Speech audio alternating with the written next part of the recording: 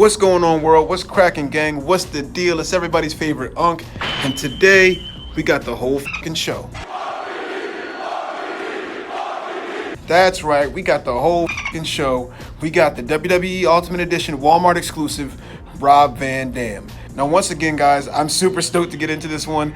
If you didn't know, this one is a Walmart exclusive, and don't even get me started on how fucking hard it has been to find any of the Ruthless Aggression Ultimates at the Walmarts. It has been like finding a shiny Pokemon in the wild. But enough about that. If you know, you know. The MSRP on this guy is around $32.99. So if you see him in the wild, definitely snatch him up. It's been hard to find this guy. I wouldn't go about the secondhand market trying to get him because some of the prices can get a bit ridiculous. It seems like he's becoming more readily available here now as the holidays approach, so some of those prices are coming down. I almost fell victim to that myself, but practiced a little bit of patience, and now I was able to find myself one of the ever so elusive Walmart exclusives. But before we get into it, you guys know I always like to ask a customary question here on the channel to boost engagement and kind of get you guys interactive with the video. And today's question is pretty simple. What is your favorite Rob Van Dam attire of all time? For me, it would definitely have to be the Rising Sun attire. That attire that got canceled recently by Mattel. They were going to put that out as a figure, and the figure got canceled. And a few of those figures actually did make it into the hands of collectors, and that is one of the more sought after elites. But definitely the Rising Sun attire. And after that, I'd probably say that classic, black and green attire. There's also a figure of that one as well. But leave that in the comments below. What is your favorite RVD attire? But enough about the box, enough about Rob Van Dam, enough about the crazy chase that I've been on the last 2.5 months trying to find this figure. Let's crack this guy out the box and take a closer look. You feel me?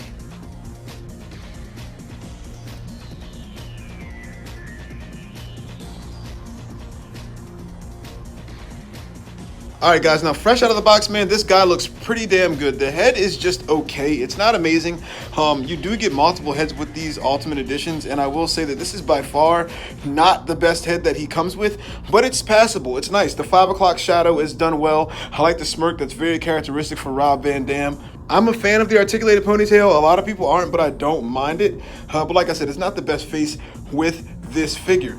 The singlet is painted excellent in my opinion. I love the matte finish. The matte finish looks very, very nice. I love the attention to detail. The logo extends through the torso joint, which is really, really nice. I like that. So when you bend him into different positions, it's not going to break up the artwork on his beautifully airbrushed attire here. Everything lines up really good, man.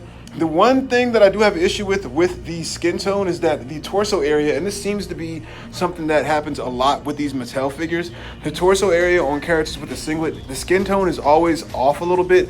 I don't know how easy that is for them to rectify, but it looks like they painted it as close as possible on this figure, at least.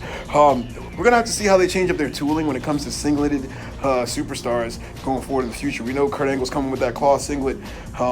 That's been a real contentious topic here lately, but we're gonna see how they do that going forward. That doesn't look too bad. I will say, man, the wrists, I don't like how the wrist tape and the hand tape doesn't have like an actual texture of tape. You can see the veins of his hands, and in my opinion, if you're an Ultimate Edition figure and we're paying a premium price, we need premium details. And it's just, I'm tired of seeing the laziness from companies like Mattel with this. So I don't like the way the tape is done. The boots are fine. You got the Van Dam tampoed real well there on the side. The knee pads are a little large.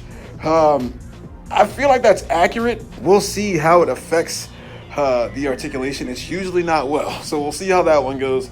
But overall, in the aesthetic department, man, this guy looks just fine. I think he's probably the best looking Rob Van Dam figure they have made to date. I love the new face sculpts. Just little things in the details could be better when you're paying that premium price. But you pretty much know what you're getting when it comes to the WWE Ultimates. All right, now getting into accessories, and you don't get a lot in comparison to some other Ultimate Editions, but you get pretty much the typical spread.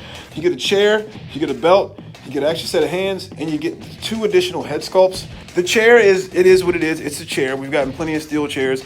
The cool thing about this one is it does have that WWE logo embossed into it, which is a nice touch because not all chairs are created equal with Mattel's WWE stuff.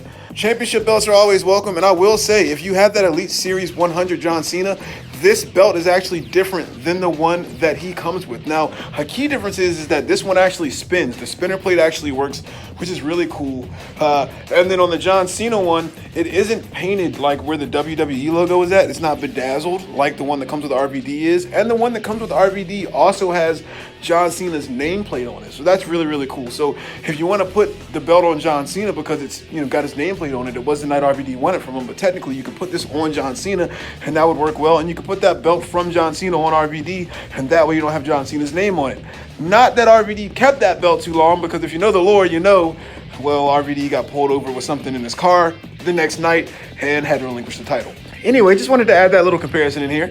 Getting back to the accessories, you've got the extra hands for his, Rob Van Dam's signature entrance pose, the thumbs pointing at himself. I do wish that he came with fists. We need fists with RVD. He's a martial arts style wrestler. And the two heads are really cool, man. You get the smiling face, and you also get like a yelling face, like an action pose face for him, jumping off the top rope to do his frog splash. Man, I will say the smiling face is by far the best face it comes with. This one, the likeness is so good, and it reminds me of that fan takeover Shawn Michaels. It was one of those faces in that package that just looked so much like Shawn Michaels. I think they nailed the likeness on the smiling face for this Rob Van Dam. The action pose face is what it is. It's whatever. It's nice for, action figure photography and all that. I don't think it looks too much like him, but it's an action pose face, so it's always good to have. And you've got that ponytail that sticks straight back up in the air. You can pull the ponytails off and put them onto any of the heads you want, which is also really cool as well. But yeah, man, that's going to do it for accessories. And honestly, I'll tell you, I would have liked for them to add an ECW championship belt with this package. He had the ECW championship belt that night when he walked to the ring, and he left with both belts at the end of the night. So I think that would have been really cool. We got 2 belts with Goldberg. Don't know why we couldn't get 2 belts with RVD. We got 2 belts with Goldberg. We got 2 additional sets of hands with Goldberg. And we got 2 heads with Goldberg. And it seems like, I'm just going to say, you're cheaping out a little bit. I know that was a fan takeover exclusive, but come on, Mattel, come on. So I would have liked to see an extra belt, and some fisted hands would have been nice as well. But pretty okay spread of accessories. It's just okay. All right, now, if you guys watch the channel, I am not a scientist. I do not design action figures, but I will put him in some poses, damn it, and see what he can do. And the articulation on this guy is going to be your typical Mattel Ultimate Edition articulation. Beautiful butterfly joints. They don't move as far forward as the other ones, but they do work pretty well. They're serviceable. Torso ball joint done very well. He gets good side to side, not a lot of front and back, but good side to side. That double ball peg that they do at the head, it's good, man, but it's just, I feel like they always that dumbbell joint that they do with the head is fine, but I just feel like there's never enough range up and back, especially with characters that don't have that long hair that get in the way. So I feel like they can do that a little bit better, but it works just fine. Wrist hinge, all that good stuff, bicep swivel, double jointed knees. Now my biggest issue, the drop down hips. Let's talk about the drop down hips, man. I'm not a big fan of the drop down hips. Now I am a big fan of them from the standpoint that it really does make action figure photography a lot of fun. As you can see, I had a lot of fun posing this guy around, and the drop down hips do help with that. I just don't like the way that they look, and time will tell if they will stand up and not get too loose. We've seen that problem time and time again with other lines like G.I. Joe Classified or Hasbro's Marvel Legends line.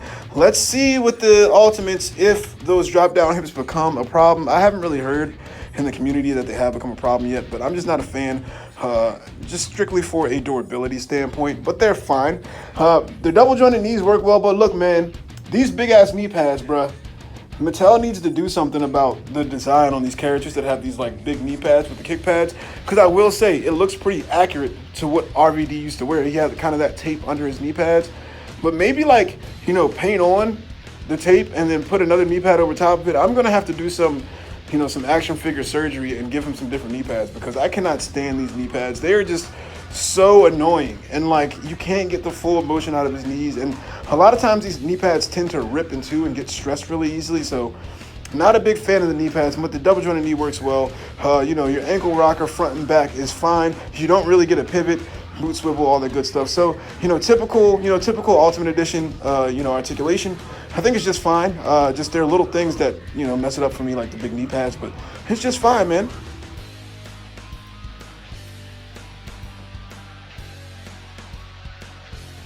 All right, now real quick, we're gonna blast through some size comparisons with this guy.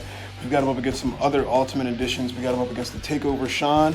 We've got him up against the Ultimate Warrior. There's been so many Ultimate Warrior Ultimates, I couldn't tell you which one that was, but there he is against those. We've got him up against the Kane Ultimate Edition and the most recent Ultimate Edition Bret Hart. I believe this is the second Ultimate Edition Bret Hart. And we're going to put him up against some females here. We're going to put him up against the Ultimate Alexa Bliss, since that's the only female Ultimate I have. And against the, I think it's the Unmatched, the Unrivaled, I can't remember which one, the AEW Jazz Wears Jamie Hayter.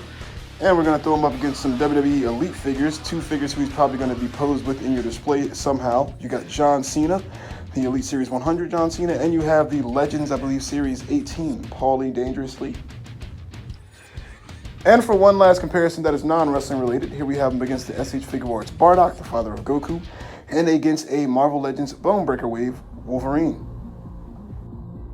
Alright guys, now getting into final thoughts on the WWE Ultimate Edition Rob Van Dam. Yo, I'm gonna be real, I love this figure. I'm a little biased because Rob Van Dam is my third favorite wrestler of all time. I've said it before on this channel. Number 1 is Y2J, number 2 is Shawn Michaels, and number 3 is RVD. So, you know, I gotta be a little objective when I talk about this guy. There are some good things. There's a lot of good things about him, man. I really love the matte paint work on that airbrushed singlet.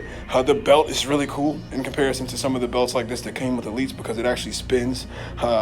I like the faces. I like the face sculpts that he came with. Even though some of the face sculpts don't look the best, I do like that you have that articulated ponytail. That just adds so much more dynamic posing ability when you're using an action figure like this. He just feels like a high quality action figure. Everything is real tight. Everything poses well. Mattel always delivers a quality product. My biggest issues with this are some of the details though.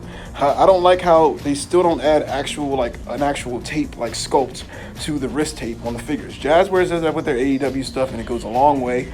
The big knee pads, they really need to figure out what they're gonna do moving forward with those, because not only are they ugly, but they also hinder articulation. And I've said it before and I'll say it again, we should not have to be doing action figure surgery on figures that we paid $30+ for. We should get the product that is the way it should be and not us have to fix it. I wish he came with an ECW championship belt and a pair of fists. But other than those minor gripes, like gripes that, you know, really aren't the end of the world, this is a great pickup, man. And if you see this guy in public, definitely grab him, especially because it's probably going to be Rob Van Dam's last WWE figure for a while, with him signing with AEW officially recently. So if I'm going to give this guy a number grade on a scale of 1 to 10, I'm going to have to give the WWE Ultimate Edition Rob Van Dam a score of an 8 out of 10, man. I think this is a wonderful action figure. In comparison to a lot of the stuff that Mattel has been putting out in their WWE line lately, he shines far and above, even when it comes to Ultimates, because you can look at some of these other Ultimates, like the Eddie Guerrero, like the Kurt Angle coming out. The torsos just are too damn big. The sculpts are weird, wonky, but you know, this one I think they nailed just right. So definitely grab this one if you can. But if you don't have this guy, or you plan on picking him up, if you do, let me know what you think about him. Be sure to leave a comment below if there's anything that I missed in this video or any additional information you can provide to the community. Like the video if I tickled your fancy with this one. If I didn't, then leave a thumbs down. But just know that I always appreciate you watching. And until next time, peace.